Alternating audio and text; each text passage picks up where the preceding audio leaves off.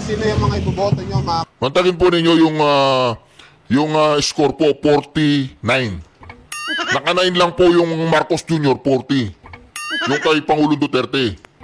Kaya pag hindi po nanalo yung PDP laban, alam nyo na po kung ano nangyari. Natalo po sila. Ito po mga ka-reaction ha, kaya magbantay po tayo. Hindi po pwede matalo ang PDP laban dahil black voting po ang mga PDP laban. O ito po, pakinggan po natin si Kilay.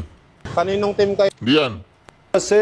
Yan. Kasi yung hearing ni Senator Amy, kaugnay ng di umano, dahil wala pa naman sa akin tanggapan yung request sa pag-i-issue ng subpoena.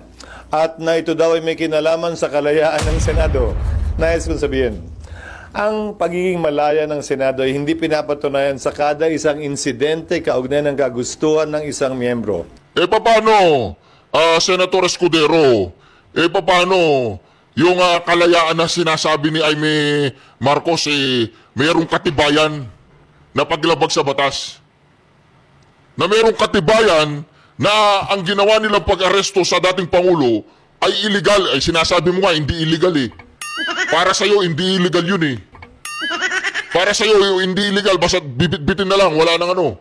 Due process. Para sa'yo yun. Diba? Kumusta si Lisa Araneta? May balita ka ba, Escudero? Pwede bang makichismis kami sa'yo? Diba, chis naman ang pangalan mo? Pwede kami bang makichismis sa'yo? Oo, mas masyado na kayo nagiging close eh.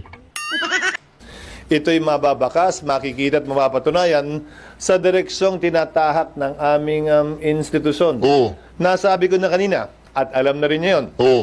na dahil sa pag-invoke ng executive privilege Oh. na sang-ayon sa mga naging desisyon ng Korte Suprema, Hindi! ay minabuti ko na ito'y i-refer sa legal ng Senado.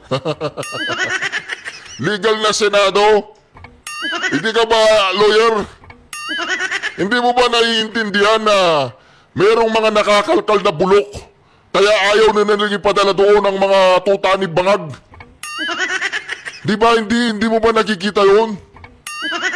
Bigla silang kumambyo nung una, tapang-tapang nila, lahat sila nandoon. Si Remula, yung magkapatid, nandoon sila, nagpapasikat sila. Nung ginisa na sila doon, may mga malinaw na ebidensya, mga interview na sinabi ni John Vic na hindi lang siya ang nagplano, kundi kasama si Anyo, kasama si Gibo, kasama si Marcos Jr., di ba? Tapos pinapasinungalingan. Ngayon ikaw, para masabi nilang hindi ka tutol, pinasa mo doon sa legal team. Yung legal team ngayon, sila yung mga parang Interpol, ganoon. Meron ka rin sariling Interpol, yung legal team. Ngayon, kahit ano sabihin ng legal team, magsasangayon ka. Kasi hindi mo alam ang legality. Hindi mo alam, ganoon. Kulang ang kaalaman mo sa batas.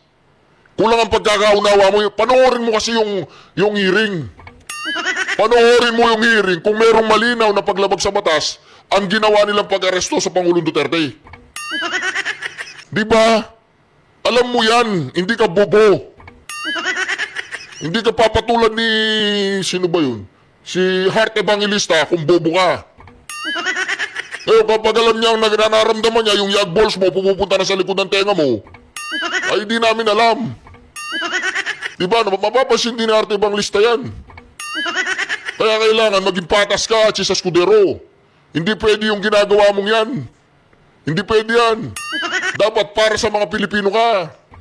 Hindi ka para kay Lisa Araneta. Hindi ko naman sinasabing para kay Lisa Araneta ka dahil nandiyan si Marcos Jr. Ang sinasabi ko doon, malinaw sa investigasyon ni Jaime Marcos. Kaya kumambyo si Bersamin dahil nakikita niya na mayroong nadidiado ang executive department. Nadidiado sila. Kaya ikaw ngayon, kumuha ka ng sarili mong Interpol. Anong tawag dyan? Yung mga legal team. Di ba? Ay hindi ko naman gusto kong pirmahan yan eh. Hindi naman sa hindi ko pinirmahan, hindi. Yung legal team sabi nila, magkakaroon ng constitutional crisis. Paano magkakaroon ng constitutional crisis, hindi ko naiintindihan. Ginagawa lamang ni Jaime Marcos ang kanyang trabaho, imbestiga, merong mga lumilitaw na irregularidad, ayaw umaten, ipasumpina. Meron ba mali doon? Wala. I-contempt. Meron mali? Wala.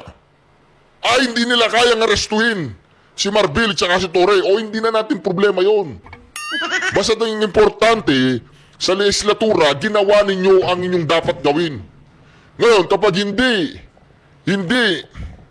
kayang arestuhin ng mga pulis si Marbil at si Torre, tsaka yung iba pang mga opisyalis ng gobyerno na lumabag sa batas, na sa tingin ni Jaime Marcos ay hindi sila nagko-comply sa sinasabi ng batas na kailangan kayong mag-attend sa hearing dahil involved kayo. Dahil palagay ko merong irregularidad sa ginawa ninyo. Mali ba yun, Escudero? Yun ang tanong ng taong bayan sa'yo, mali ba yun? Pirmahan mo yung sumpina, tapos. Constitutional ka, hindi mo problema yun. Hindi nanggaling ang problema sa Senado. Nanggaling ang problema sa kanila, ayaw nilang umaten. Kaya kung wala silang tinatagong baho, kung wala silang tinatagong katarantaduan, kung wala silang ginawang hindi tama, edi wala silang ikakatakot. Umaten sila. Sinasabi nila, hindi, yung executive privilege. Kasama ba si Marbil sa executive privilege? Kasama ba si Fajardo sa executive privilege? Kasama ba si Torres sa executive privilege? Kasama ba sila? Di ba hindi? Hindi ko alam si Gibo, hindi ko alam yung mga ibang opisyales, si Remula, kung kasama sila. Di yung mga kasama hindi pwedeng pumunta, sinasabi na constitution na okay, kasama yung mga yan, hindi na pwede yan. Exempted ang mga yan. O yung mga hindi exempted. Tsaka anong kinatatakot mo? Anong kinatatakot mo nung pinuputok ng butsi mo? Kung manggagaling naman ang constitutional crisis hindi sa Senado. Kung manggagaling ang constitutional crisis sa ekutibo, hindi mo na problema yon. Importante, ginawa nyo lang ang katungkulan ninyo. Ang trabahong inaatang sa inyo ng taong bayan. Ang trabahong ibinigay namin sa inyo, ginagawa ninyo. Hindi yung pagkailangan nyong gawin ang trabaho ng tama. Umahanap kayo ng mga butas na para makalusot dahil ayaw nyong ma-expose ang irregularidad na ginagawa ng Administrasyong Marcos Jr. Alam po ninyo mga kareaksyon, makinig ka, Escudero, wala nang pakialam si Jaime Marcos. Wala nang pakialam yan. Wala nang pakialam si Jaime Marcos. Susunugin kahit kapatid niya, manalo lang sa Senado. Yan ang nakikita ko kay Jaime Marcos. Wala na, suicidal na ang kanyang political career. Suicidal na, alam niya ang tinatamaan dyan ng kapatid niya. Hindi naman si Bersamin, hindi naman si Remula, hindi naman kung sino-sino. Ang tinatamaan dyan na numero 1, yung kapatid niya. Si Marcos Jr. Siya yung chief executive eh. Siya yung presidente eh. Wala namang gagalaw si Remula na walang aprobado ni Marcos Jr. Di ba? Wala nga namang gagalaw si Bersamin na walang kinalaman kung gagalaw yung mga yan kahit walang kinalaman si Marcos Jr., ibig sabihin wala tayong Pangulo. Ibig sabihin wala tayong presidente. Kaya sinasabi po natin dito mga ka-reaction, ang reaction ko lang kay Escudero, meron siyang sariling Interpol, yun. Yung mga illegal team daw ng Senado. Plastic yan. Mas makapangyarihan pa yung legal team, yung opinion ng legal team, kaysa doon siya sinasabi ni Jaime Marcos na si Jaime Marcos ay isang chairwoman ng isang committee.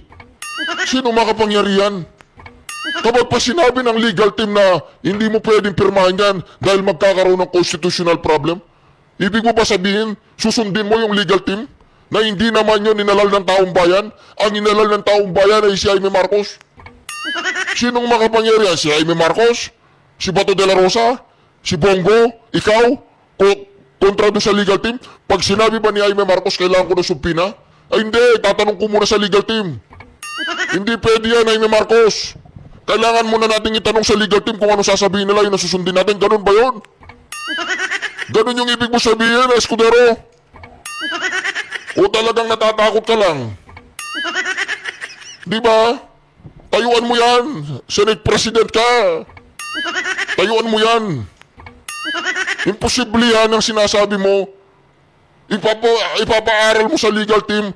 Walang aral-aral sa legal team yan. Sinabi ng chairwoman ng Foreign Relation, kailangan ko ang mga tao na yan, paatinin mo yan, padala mo na subpina, kailangan ko silang tanungin.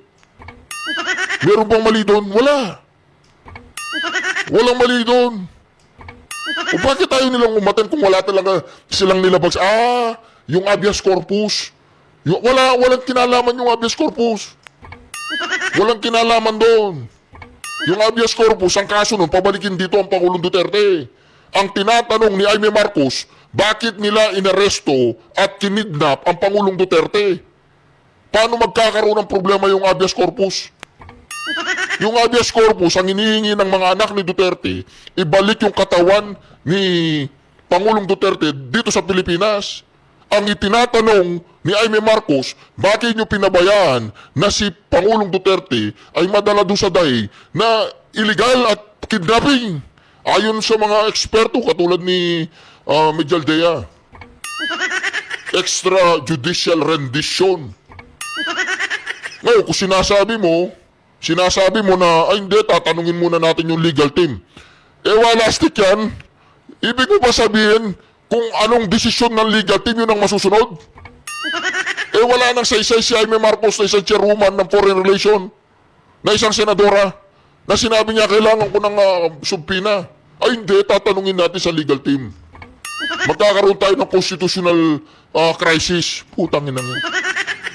Paano ka magkakaroon ng constitutional crisis dyan eh? Hindi naman kinukulong yung mga tauhan ng executive department.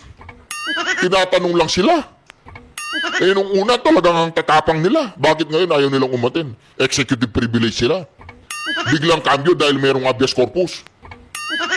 Dahil pag nalaman ng Korte Suprema na marumi ang laro nila at marumi ang pagkakaaresto ng Pangulong Duterte, dahil dyan sa ginagawa ni Jaime Marcos, 100% makikita ng Korte Suprema yun. Magkakaroon ng basihan ng Korte Suprema dahil dyan sa magiging report ni Senator Jaime Marcos. At ikaw naman bilang Senate President, hindi namin alam kung sino ang pinoprotektahan mo. Kung kanino ka ba talaga kakampi ka?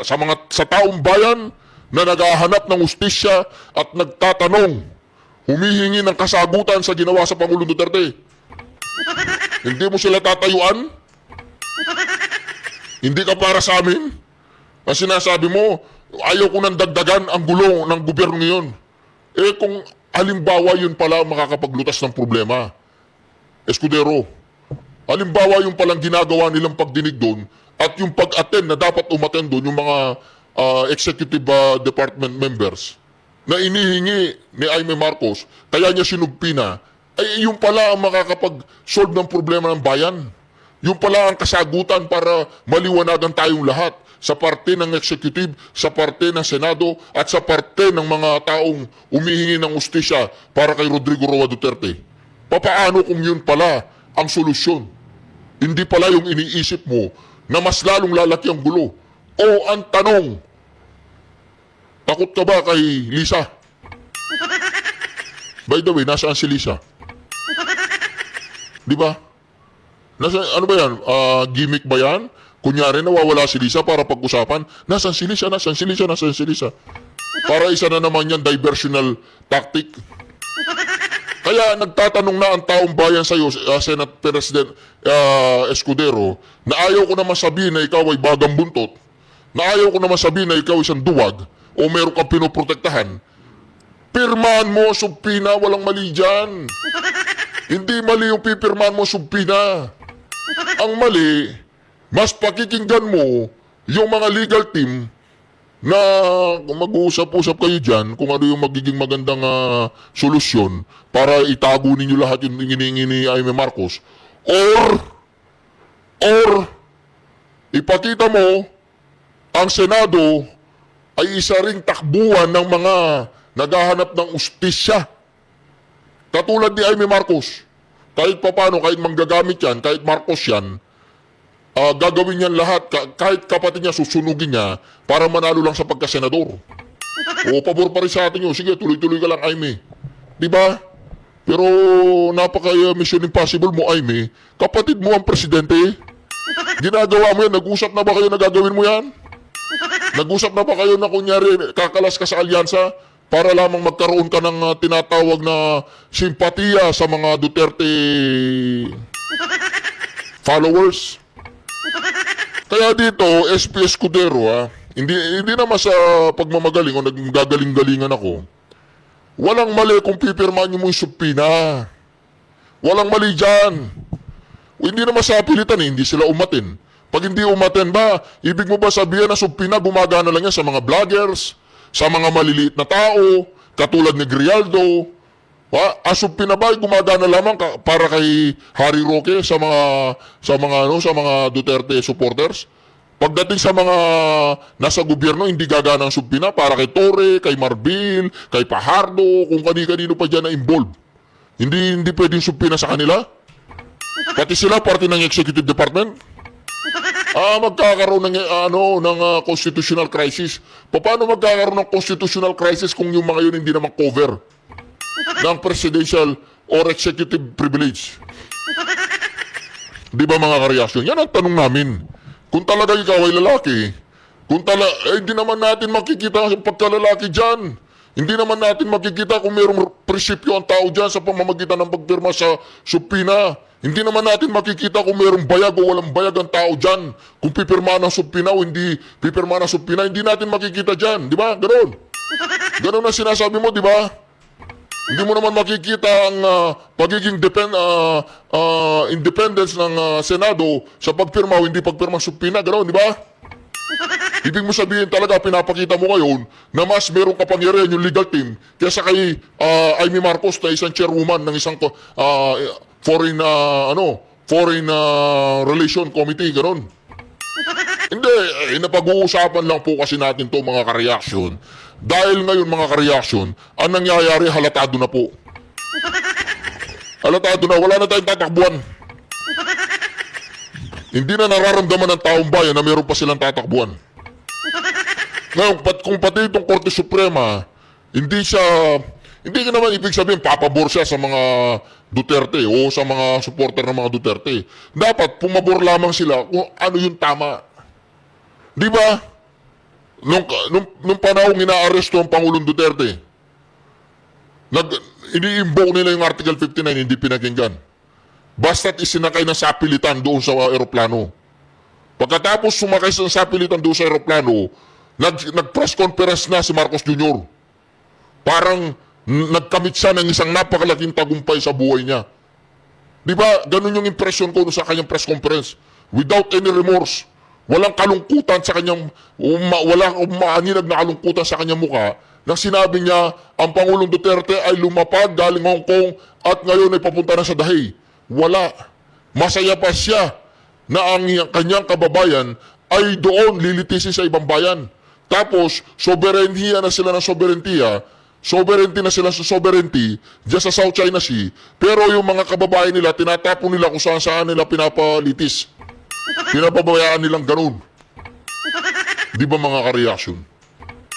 Kaya itong si Senate President SP Escudero, sa kanyang hindi pagpirma sa subpina at ipinadala sa legal team na para bagang itong mga legal team na ito ay mas makapangyarihan pa kaysa kay Amy Marcos.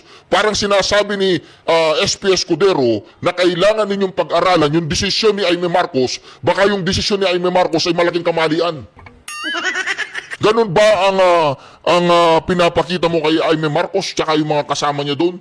Na kailangan ninyong pag-aralan ang desisyon ni Amy Marcos na isubpina ang mga tao na to na baka magkakaroon ng constitutional crisis. Dahil si Amy Marcos, sa tingin ko, hindi tama ang ginagawa niya. Tanong lang, ganun ba ang ibig mo sabihin? Na si Amy Marcos, baka lumalabag na siya sa konstitusyon, kaya kayong illegal team ba yun o legal team? Kaya kayong mga legal team, kayo muna ang mag-aral at sabihin nyo sa akin kung pipirmahan ko yan o hindi ko pipirmahan. Ganun ba? Ganun ba yung ibig mo sabihin, Escudero? Akala mo ba, Escudero, mga bobo na yung mga tao ngayon? Akala mo dahil lawyer ka at saka Senate President ka, ikaw na yung pinakamatalino sa buong Pilipinas. Ganun ba ang ibig mo sabihin? Kaya ngayon ang pinipress ka mo, itong legal team. Ang Interpol ng Senado na dapat hindi mo sila pwedeng ipahiya dahil sila ang legal team. Dahil kahit ano sabihin nilang legal, pakikinggan natin. Kahit sinabi mismo ng isang foreign relation chairwoman na si Senator Aimee Marcos na kailangan ko sila, isumpina ko sila. Hindi, tanong natin sa legal team yan. Kung anong desisyon ng legal team, yun ang gagawin natin. Ganun ba yun? Ganun ba kabobo yung taong bayan sa Pilipinas ngayon? Ganun na ang tingin nyo sa mga Pilipino? Ganun na kaliit ang tingin nyo sa mga Pilipino? Na kaya nyo silang gisa-gisain sa inyong mga matatamis na salita? Di ba kaya, alam mo kung maaga kitang nadiskubre, nag-aral ako sa iyo ng matatamis na pananaga, hindi po, alam mo siguro makakadagit din ako kamukha ni, Heart Evangelista nung binata pa ako. Pero hamak naman na mas maganda ang asawa ko kaysa kay Heart Evangelista. At hamak naman na mas pogi ako sa iyo, hamak naman, di ba? Di ba? Wala ka pa sa kalingkingan ko, Escudero.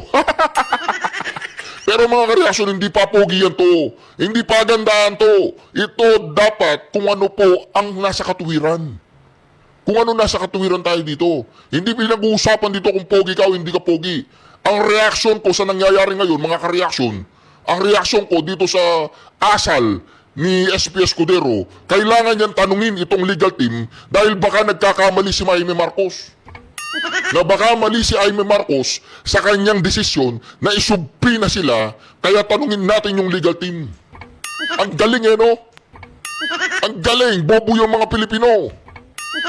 Napaka-bobo namin, hindi namin mag-get sa sinasabi mo. Alam namin kung saan ka papunta. Alam namin ang mga diskarte mo, boy. Di ba? Yeah. Ikaw naman. Di ba? Sasabihin mo, impartial ka. Di ba? Wala kang kinikilingan. Di ba? Hindi ka non-partisan ka. Hindi ka partisan, oh. Sinabi ng isang committee chairwoman, kailangan ko na subpina. Tapos sasabihin mo sa committee head, sa chairwoman, tanungin mo na natin ang legal team. Saan mo na pag-aralan yan? Saan eskwela ka nang galing? Ganon ka na ba katalino at ganon kami kabobo? Ikaw naman, sir. Huwag naman ganyanan. Kayo ang inalal namin. Hindi yung legal team. Ibig sabihin, tanggalin na natin ang Senado. Kumuha na lang tayo ng mga legal team. Wala na senador, legal team na lang. Inihingi ni Aimee Marcos yung subpina, hindi mo ibibigay?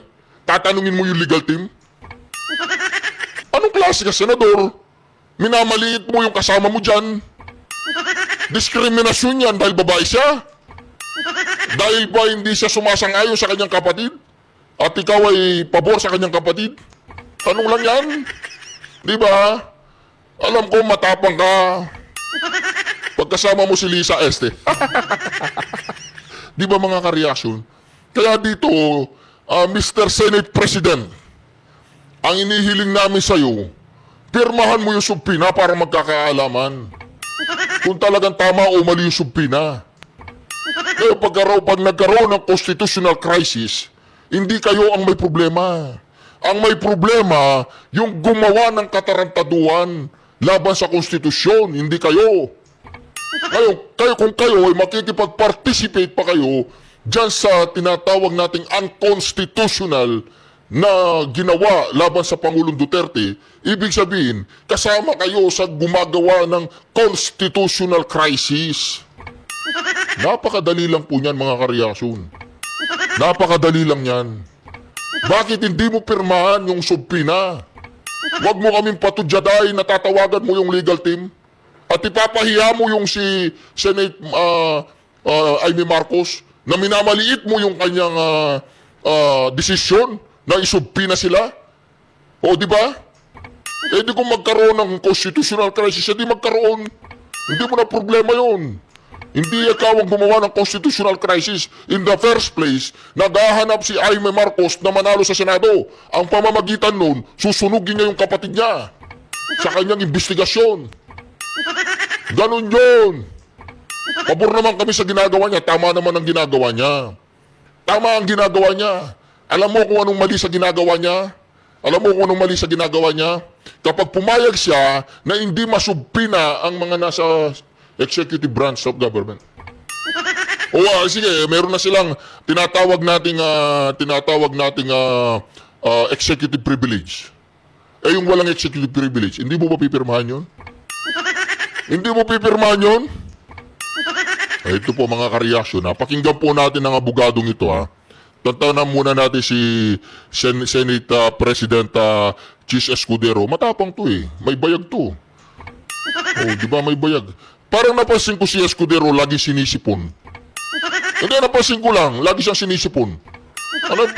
Mapatingin ka sir kung lagi ka sinisipon. Ako may sinisipon din ako eh. Uso ngayon ang sipon. Dahil mainit oh. Mapatingin ka sir. Mahirap na yan. Diba? Maaari ho palang sa pilitang ipatawag o isabpina at maaring makontempt o makulong sa Senado. Ito pong si Major General Nicolas Torre. Dahil sa ito ho ay hindi pa pala siya pwede na magtago sa likod ng sinasabing executive privilege na siyang ginagawa ngayong kalasag ng Malacanang sa mga opisyal ng Malacanang, yung mga miyembro po ng gabinete na naunang inimbitahan ng Senate Committee on Foreign Relations para sumipot sa ikalawang pagdinig ng Senado na pinamumunuan ni Senator Jaime Marcos. So dito ho ay meron pong mga konfirmasyon mismo, no? Ito pong si General Torre na hindi naman siya direkta na kumukuha ng utos o direktiba kaugnay ng kanyang pag-aresto at pagkapatapon kay dating Pangulong Rodrigo Duterte sa The Hague, Netherlands. Mamaya, parinig ko kasi meron siyang interview, media interview, itong si General Torre. Pero meron ito nga, ang basihan natin sa ating komentaryo ngayon na maaari palang maipatawag at ma-issuehan ng subpoena ito pong si General Torre. At kapag hindi po sumipot, pwede siyang i-contempt. At kapag i-contempt, pwede na pala siyang iparesto. So, binabagit ho ito ni Senator Alan Peter Cayetano at kanyang ipiniliwanag yung issue po ng executive privilege na ini-invoke ho ngayon ng Malacanang para mapigilan ang mga cabinet officials na dumalo sa ikalawang pagdinig ng Senado. Ito, pakinggan niyo ho ito. Importante ho ito, mga kababayan, at para sa kaalaman ng lahat. Isa rin po itong abogado, ito pong si Senator Alan Peter Cayetano.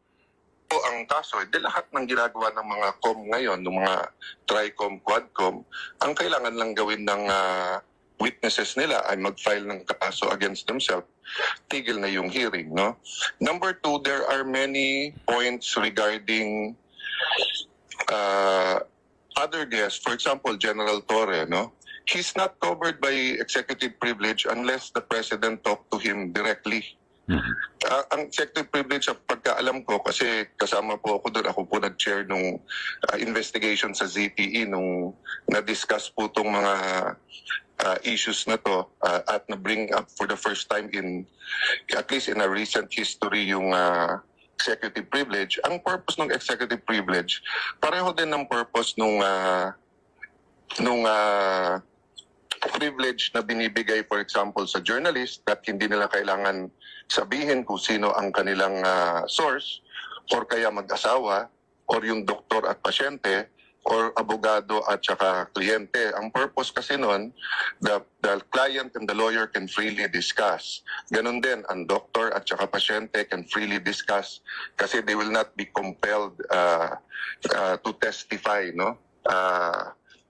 Against his client, against doctor. Pero lahat yan meron ding isa pong exception. No? For example, sa doctor, if iaminin sa kanya that a crime is about to happen sa United States, then they are required to say that. So ganun din po dito sa executive privilege. Malinaw sa Supreme Court Supreme Court ruling, you cannot use executive privilege if ang pinag-uusapan may crime ba o wala, or if it's to cover up a crime. At this point, we're not saying Okay. there is a crime to cover. Okay, so yun ho, no, binabanggit po ni Senator Alan Peter Cayetano na hindi po saklaw ng tinatawag na executive privilege ito pong si Police Major General Nicolas Torre, dahil sa maliban lang ho kung siya po ay direktang nakikipag-usap o nakipag-ugnayan kay Pangulong Marcos Jr. Pero kung hindi naman ay hindi siya sakop dito. Kasi isa po sa ginagawang dahilan o rason po ng Malacanang at lumihan po itong si Executive Secretary Lucas Bersamin sa Senado at sinasabi na hindi pasisiputin yung mga cabinet officials at kanilang ini-invoke o ginagamit na dahilan yung executive privilege at gayon din po yung sub judice. Kasi banggit, yung kanina, yung pinarinig ko nung una, nasabi ho ni Senator Cayetano, na kung ang pagbabasihan yung sub judice, lahat na lang na ipatatawag, mag-file ng kaso para gawing kalasag at rason na hindi may kaso na sub judice. Hindi po pwede yun. Di ba? Sa mga nakaraan sa TRICOM, hindi po pwede, may mga limitasyon po yan. So dito ho, yung executive privilege ay kaya meron pong ganyan na batas. Kasi yung usapan, halimbawa, ang Pangulo, tapos yung kanyang cabinet official, o may pinag-uusapan tungkol po sa national security o kung ano man, so hindi po pwedeng i-reveal o kanyang ihayag sa public hearing, halimbawa sa Senado o kung sa Korte, hindi po pwede. Parang di ba kanina, ehemplo rin sa mga journalist na, sino source mo sa ganito, hindi po pwedeng hindi po pwedeng pilitin na ilantad kung sino ang source. So, yun ho mga kababayan, lumilitaw na pwede ho palang makulong kung sakasakaling hindi po sisipot ito pong si General Torre kapag siya po'y inisyuhan ng subpoena at maipakontempt. So, yun ho mga kababayan. So, ito ho, ang kanina sabi ho ni Senator Alan Peter Cayetano, hindi niya po pwedeng gamitin yung executive privilege ito pong si General Torre, maliban na lang kung siya ay may direktang pakikipag-ugnayan, pakikipag-usap kay Pangulong Marcos Jr. Ito ho, paririnig ko sa inyo yung kanyang konfirmasyon.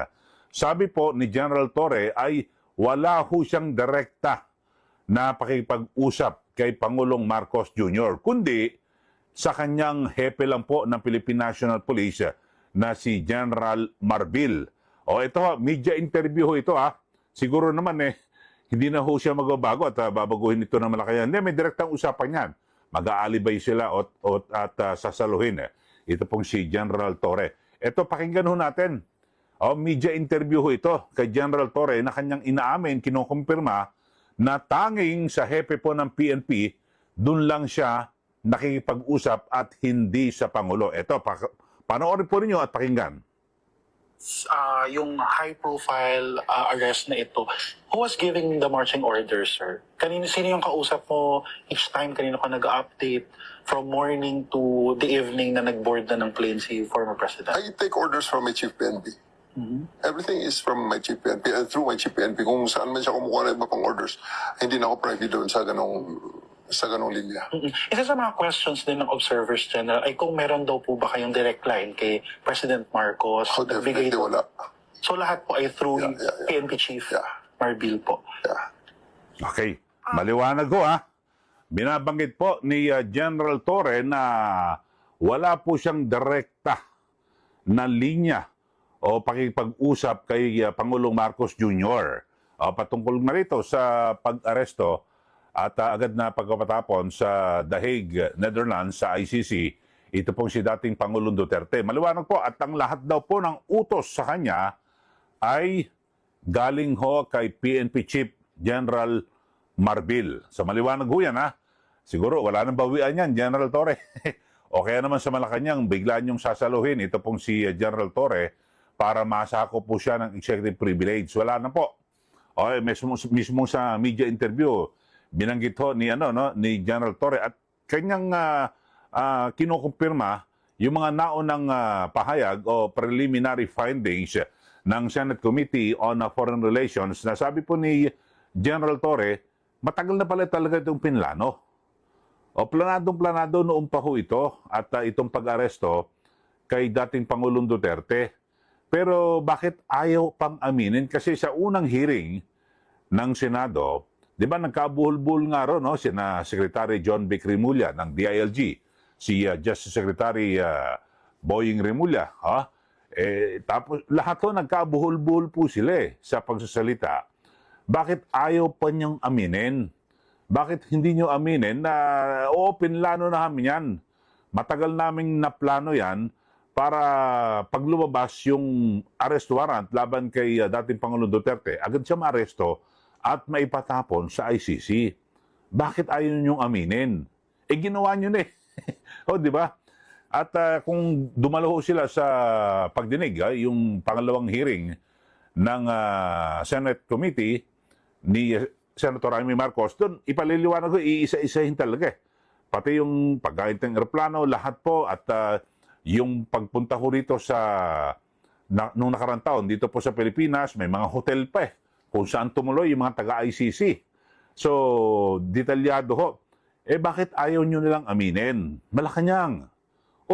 Pangulong Marcos Jr., Executive Secretary Bersamin, yung mga cabinet officials, bakit ayaw nyo pang aminin na planado nyo na ho lahat ito hong pagpapaaresto kay dating Pangulong Duterte? Kanino ho ba kayo naduduwag? Kanino ho ba kayo natatakot? Nandun na ho sa ICC si dating Pangulong Duterte. Bakit nyo pa ayaw aminin? Huling-huli na ho lahat. Yung media interview ho ni DILG Secretary John Vic Remulla sa Billionaire News Channel kay Pinky Webb. Sinabi, sino ba on top dito? Sino ba nagplano? Ikaw ba? Sabi ni Secretary John Vic, hindi. Hindi lang ako. Iba yung hindi ako Hindi lang ako. Pahambol pa. Sabi niya, kasama ko dyan si Defense Secretary Gibo Teodoro, Secretary Anyo ng National Security, tapos siya at ang Pangulong Marcos. Tapos ngayon, eto naman may interview rin itong si General Nicolas Torre. Sabi niya, matagal ng planado yan. Tapos nung kinuha siya para siya magpatupad ng pag-aaresto dito kay dating Pangulong Duterte, talagang personal na pinili siya, ni PNP chief. So, dumiskarte at gumawa siya ng paraan para mabilis yung pag-aresto at mapapunta ka agad doon sa The Hague, Netherlands, sa dating Pangulo. So, maliwanag ho, mga kababayan, talagang planado na ho. Pero ang ipinagtataka ko lang bakit ayaw aminin? Huling-huli na ho, mga kababayan.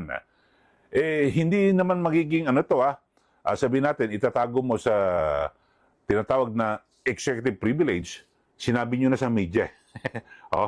Nagpa-interview na ho kayo, Secretary John Vic Remulla, etong si General Torre, nagpa-interview na ho kayo na kayo nagsasabi na planado na nung una pa, matagal na.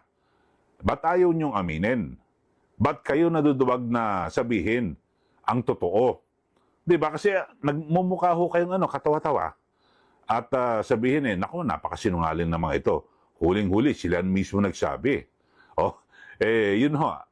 Dapat bilang opisyal, tayo po ay maging makatotohanan at wag ho tayo magsisinungaling. Dapat ho tayo magsabi ho ng totoo. 'Di ba? Ang may kasabihan nga ang pagsabi ng ng tapat, pagsasama ng maluwag. Yun ho. Para yung taong bayan ipaliwanag niyo lang. Hindi kaya namin gusto i-aresto 'yan para mabigyan ng katwiran at ng hustisya yung mga biktima di umano ng EJ case. Tapos usapan. Aminin niyo na. Bakit kayo naduduwag? Ipaliwanag niyo rin bakit kayo naduduwag. Dali naman, aminin sino naman ang papalag, di ba? Nakapwesto kayo, di ba? Yun lang ho. Mga kababayan, at ulitin lang ho natin sa pagkalahatan ng ating komentaryo. Hindi po sila naduduwag mga... Sir, hindi po sila naduduwag. Ang nangyayari po kasi, sir, nakukorner po sila. Nabubulgar po sila. Sumisingaw po ang kanilang mga ginawa. Kaya dito mga kareaksyon, nakikita po natin, tama po ang sinabi ni sir, no? Tama lahat ang kanya sinabi.